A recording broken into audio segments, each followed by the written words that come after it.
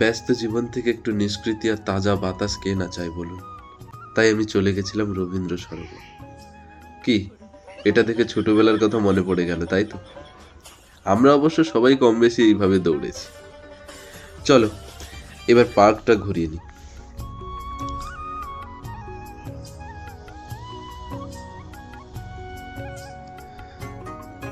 জায়গাটা খুব সুন্দর, তাই না? আর এই সুন্দর জায়গাটাকে সুন্দর রাখাটাও কিন্তু আমাদের দায়িত্ব। মাঝে মাঝে দেখা যায় কেউ প্লাস্টিকের বোতল, খাবারের প্যাকেট ফেলে চলে যায়। এমনটা ঠিক না করলেও হয়, তাই না? বেশ কিছুক্ষণ হেঁটে এখন একটু বসে নিলাম। একটা গাছ থেকে প্রচুর ফুল পড়েছিল।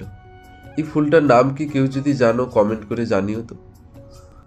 তারপর কিছু মাছ দেখলাম।